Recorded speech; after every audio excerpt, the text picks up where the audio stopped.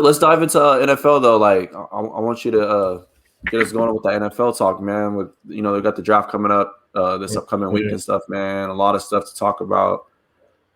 Just to inform people up on that. It's a really good. We got a really interesting draft class we got this year as far as NFL. If you guys are college football fans, have been watching the NFL and keeping up with the players we got. So there's obviously the undisputed picks that we all understand, we agree upon.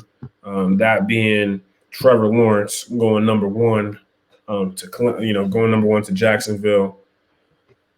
He is by far probably the best quarterback tangibly. I think that people got so far ahead of themselves in how good he is that his latest comments about football's importance to him and winning isn't being valued the same way it would be valued if it was coming from a quarterback of a little darker ethnicity. I'm not going there today.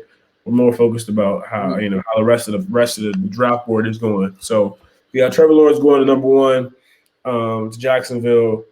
This number two pick is a wild card.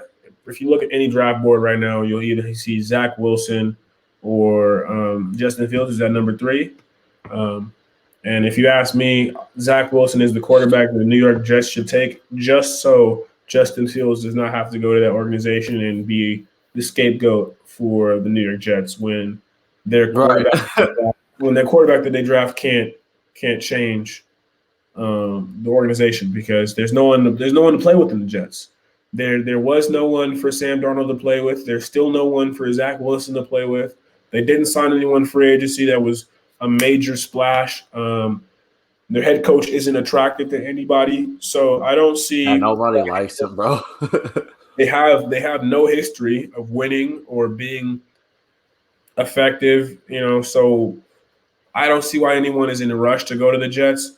So Zach Wilson, best of luck to you. I think he's got a lot. I think he's got the most to prove as far as quarterbacks, as potential goes. And if he can do it on the Jets, then albeit to me, he'll get more credit than other quarterbacks because he'll have done it with that team. But that's where I stand on that. They got Justin Fields going at number 3 to the 49ers. I think this is a great pick. I know in some draft boards they also have Trey Lance or even Zach Wilson in this spot. And it's a toss-up right now. No one really knows where the 49ers are going to go. I think Justin Fields is the second best overall quarterback in this draft. He's been the second best quarterback toe-to-toe with Trevor Lawrence since they came out of high school, through the Elite 11, through college. Justin Fields had a couple games where people were like, yeah, I don't know. A few things I don't like, but I think people are just being a little too nitpicky with him. And they're really hyper-focused on the things, and they're not looking at what he does as a collective because the dude's a dog. And he has the numbers. He wins games. He wins big games. Yeah, he wins big games. He just wins. I'm pretty sure he didn't lose a game in high school at all. And that's just the kind of player he is. Number 4 is the most talented player in this draft that is not a quarterback. Is definitely going to go the first player, Kyle Pitts. Kyle Pitts, man, probably could be the best wide receiver in this, or be one of the best wide receivers in the draft if he was listed as wide receiver, but he's tight end. Him going to Atlanta is going to come and create a dynamic offense. That's going to be really interesting to see down in Atlanta. I want to see how injuries go out this year because that's always Atlanta's main problem. And then again to see if Matty Ice can be who Matty Ice used to be when he got that extensive contract, and make sure these guys are a potent offense because Atlanta hasn't been in the mix, in the playoff mix, or showing off anything like that in some time right now.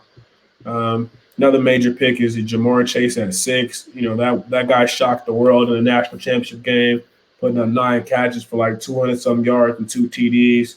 I'm really, that's going to be dope with him and Tua Tagovailoa. And they're gonna make some shocks throughout the league. Just being a fan of the Patriots, I just want to talk about them. Right now we got the mock trade from trading up from the 15th spot where we at right now, trading in the 10th spot with Dallas, taking Mac Jones to 10. I think Mac Jones would be a great quarterback for the Patriots. I would love to have him sit a year though. I wouldn't want us to try to brush him in and start him immediately, but have him sit 1 year under Cam. I think Cam is the answer for this year. And then we kind of roll with Mac going forward if Cam doesn't show us enough. But I just want to say, interestingly enough, this draft has a lot of wide receivers that are really talented. We got Jamar Chase at 6, Jalen Waddle going here at 9 in this mock draft, and then Devontae Smith for the Giants would be big, bro. Crazy how the 11 pick is the Heisman winner. That seems kind of insane. I mean, kind of disrespectful how the Heisman winner is going 11, but that tells you how loaded and how stacked this class was this year. But I've seen him also go at number 10 to the Patriots. So it's very interesting. I think that the Patriots could pick him up with that pick, or they could go the Mac Jones route. Either one is picking up Alabama products. You're getting a finished product, a product that's been stamped and approved by Nick Saban, and the Nick Saban roots go deep with him and Bill Belichick. Then we got the back end of that Patriots trade. You got the Cowboys picking up Patrick Surtain II, fantastic lockdown corner. And then J.C. Horn going right after that. I think this is one of those tastes where just pick your poison. They're 1 and 2 as far as cornerbacks for this year's draft. J.C. Horn's a bit more physical, more getting your body. Patrick Surtain's a bit more technical about the way he goes about it. Very, very fluid. He's definitely been coached up by his dad.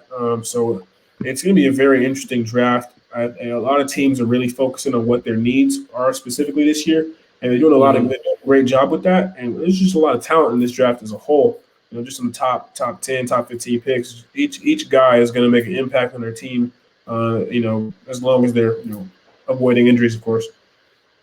Yeah, and I think the thing too, we were talking about Devontae Smith. I feel like a lot of people are doubting him because of his size, bro. A lot of analysts, a lot of prospect analyst guys, they've just been talking about, is he built to be in the NFL? Like, does he have the body to be able to withstand the NFL? But it's like, bro, if we look at players that have been successful, like Darren Sproles, everybody knows Darren Sproles was bad, all-purpose yards all the time, bro. Punt returns, kick returns, receiving yards, rushing. Like, dude can do it all.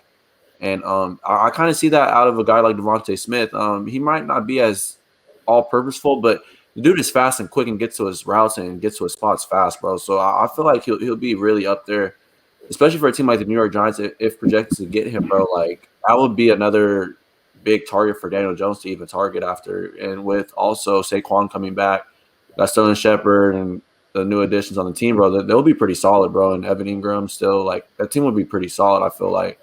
My biggest question, though, looking at the quarterbacks is mainly like, it's kind of hard to pick, like, who do you want to lead your team, I mean, obviously we know consensus number one wise, we got Trevor Lawrence at 1, and then you got Zach Wilson possibly going at number 2. But like you said, in that number 3 area, it's kind of tricky because some people are, like we said, we got some people saying Mac Jones, you got some people saying Lance, you got some people mainly saying Justin Fields. But in my opinion, honestly, I think Fields is that guy that can go to a team like the 49ers and, can run that West Coast offense with Shanahan and stuff. And he has the threats that he'll need. Ayuk and Deebo Samuel, his running back core is pretty solid. Like that team could be pretty – that would be a team that can just set him up for success, like, off the rip, Mm-hmm.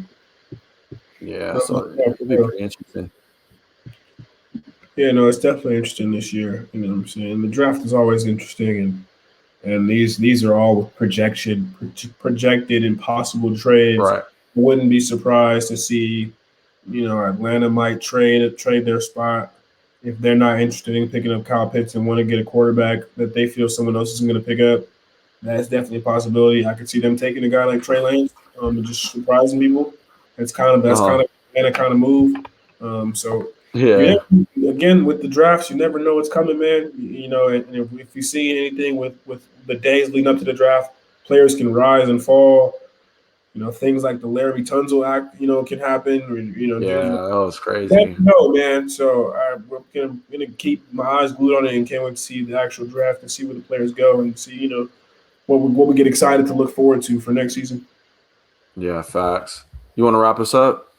Yeah. Well, thank you guys for tuning in for another episode of a TCU podcast, man.